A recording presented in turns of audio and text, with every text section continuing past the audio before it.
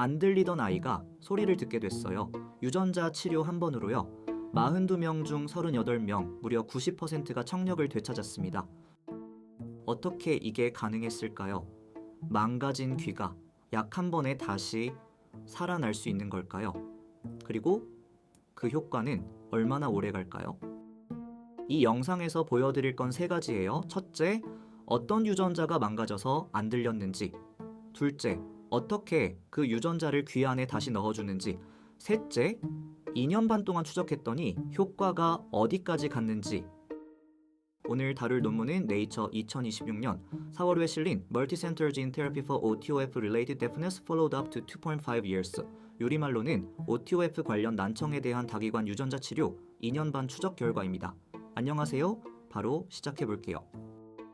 먼저 이 연구가 왜 특별한지부터 이야기해 볼게요. 여러분, 갓 태어난 아기가 엄마 목소리를 처음 듣는 순간을 상상해 보세요. 그런데 어떤 아이들은 그 순간을 평생 갖지 못해요. 신생아 1000명 중 2~3명은 청각장애를 갖고 태어나거든요. 생각보다 많죠. 그중 약 60%는 유전자 문제예요. 부모로부터 물려받은 특정 유전자의 변이가 있어서 귀가 멀쩡한 모양으로 만들어졌는데도 소리를 못 듣는 거죠. 그 변이 중에서도 OTOF라는 유전자에 생긴 변이는 특히 흥미로운 케이스인데요. 소아청각 신경병증의 약 41%를 차지할 정도로 흔하기 때문이에요. 지금까지 이런 아이들에게 줄 수 있는 답은 두 가지뿐이었어요. 보청기나 인공와우, 둘 다 좋은 도구지만 망가진 유전자 자체를 고치는 건 아니거든요. 한마디로 근본 치료가 없었던 거죠. 식약처에서 승인한 약도 없었고요. 그럼 연구자들은 어떤 질문을 던졌을까요? 먼저 OTOF 유전자가 정확히 뭘 하는지 알아야 해요. 이 유전자는 오토페를린이라는 단백질의 설계도예요. 오토페를린은 우리 귀 안쪽에 있는 내유모 세포라는 작은 세포에서 일하는데요. 쉽게 말해 소리를 신경신호로 바꿔서 뇌로 전달하는 마지막 다리 같은 역할이에요. 이게 망가지면은 신호가 끊기는 거죠. 그래서 연구진은 이렇게 물었어요. 망가진 OTOF 유전자 옆에 정상 OTOF 유전자를 새로 하나 넣어주면 어떻게 될까? 다리가 다시 이어져서 신호가 다시 흐르지 않을까? 사실 작년에 일부 환자에서 이미 효과를 본 적이 있어요. 다만 그땐 사람 수가 적었고 추적 기간도 짧았죠. 이번엔 정말 제대로 한번 해보자 라고 시작한 임상시험이에요.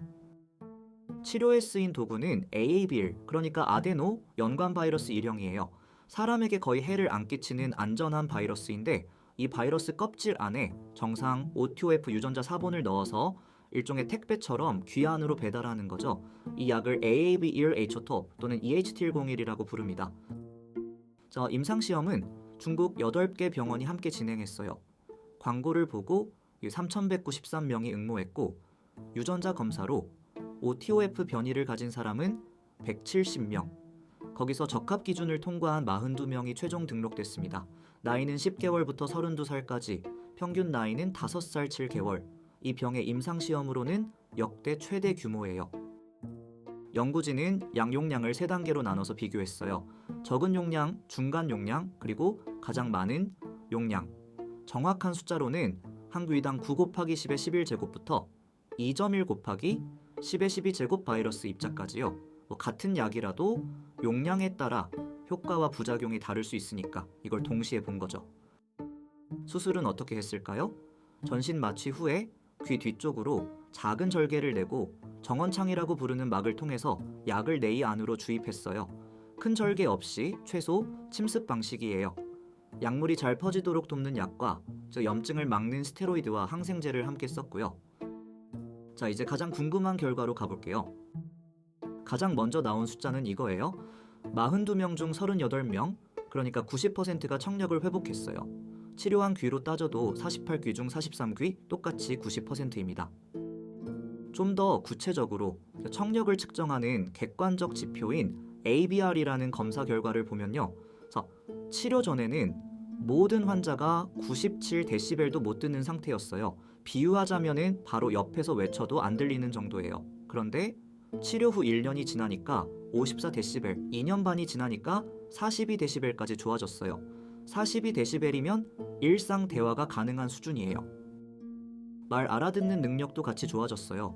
조용한 환경에서 두 음절 단어를 알아듣는 정확도가 치료 전엔 0%였는데 2년 반 후엔 95%까지 올라갔어요. 사실상 일상 대화에 문제가 없는 수준까지 회복된 거죠. 안전성도 같이 봐야겠죠. 가장 중요한 척도인 용량 제한 독성, 영어로 DLT는 42명 모두에서 0건이었어요. 즉, 약 때문에 용량을 줄여야 할 만큼 심각한 부작용이 한 명도 없었다는 뜻이에요. 물론 부작용이 아예 없었던 건 아니에요. 가장 흔한 건 림프구 수치가 일시적으로 올라가거나 콜레스테롤이 올라가는 정도였어요. 둘 다 시간이 지나면은 정상으로 돌아왔고요. 좀 더 신경 쓰일 만한 건 호중구 감소가 3명에게서 나왔다는 점인데 이것도 자연호대 회복됐어요. 어지럼증을 호소한 사람도 있었는데 이건 약 자체보다는 수술 과정에서 평형기관을 자극해서 생긴 일시적 현상이었습니다. 흥미로운 건 효과가 모든 사람에게 똑같이 나오진 않았다라는 거예요. 1살부터 17살까지의 어린이는 어른보다 회복폭이 더 컸어요. 특히 0.5세부터 3세 사이 아이들은 검사한 거의 모든 명에서 청력이 돌아왔고 18세 이상 어른은 회복률이 좀 떨어졌습니다. 어릴수록 효과가 좋다는 거죠. 이거는 신경회로가 아직 만들어지는 중이기 때문일 가능성이 커요. 또 하나 재미있는 발견이 있어요. 이 치료 전에 외유모세포 기능을 측정하는 DPOA라는 검사에서 외유모세포가 살아있다라는 신호가 잡힌 사람일수록 회복이 더 잘 됐어요. 즉 같은 OTOF 변이라도 외유모세포가 얼마나 보존돼 있는지가 치료 효과를 예측하는 단서가 될 수 있다는 뜻이에요. 이 연구가 우리에게 알려주는 게 뭘까요? 가장 큰 의미는 선천성 난청이 이제 막연한 운명이 아니라 표적 치료 가능한 병이 됐다는 거예요. 이 분야에서 이 정도 규모, 이 정도 추적 기간을 가진 연구는 없었거든요. 42명, 2년 반. 이게 의학 역사에서 한 페이지가 되는 순간이에요. 또 하나, 효과가 1살짜리부터 32살까지 다 통했다는 점도 중요해요. 그동안 이런 유전자 치료는 어린아이에게만 효과 있을 거라고 짐작됐거든요. 그런데 이번엔 32살 어른도 ABR 기준 27데시벨이 좋아졌어요. 즉 생각보다 늦게 시작해도 효과를 볼 가능성이 있다는 거죠. 게다가 회복은 한 번에 끝난 게 아니었어요. 치료 직후에도 좋아지지만 6개월 이후에도 천천히 추가로 좋아지는 경향이 보였어요. 효과가 정체되지 않고 시간이 갈수록 누적된다는 뜻이에요. 물론 한계도 분명히 있어요. 첫째, 이건 단 하나의 유전자 오티오베만 적용되는 치료예요. 난청을 일으키는 유전자는 100개가 넘고요. 다른 유전자 변이로 인한 난청에는 이 약이 통하지 않아요. 그러니까 모든 난청을 한 방에 고치는 만능 약은 아니에요. 둘째, 사용한 용량의 폭이 좁아서 더 적은 용량으로도 충분한지 더 많이 줘야 더 좋아지는지는 아직 명확하지 않아요. 그리고 2년 반은 분명 긴 추적이지만 의학적으로 평생을 보장하는 데이터는 아닙니다. 더 오래 봐야겠죠. 셋째, 이번 연구는 청력이 거의 없는 중증 난청 환자를 대상으로 했어요. 청력이 어느 정도 남아있는 중등도 환자에게도 같은 효과가 있을지는 더 봐야 합니다. 오늘 내용을 한 문장으로 요약하면은 안 들리던 아이들이 유전자 치료 한 번으로 청력을 되찾았고 2년 반이 지나도 그 효과가 유지 향상됐다는 거예요.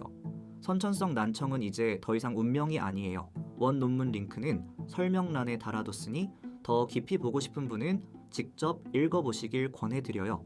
다음 영상에서 만나요.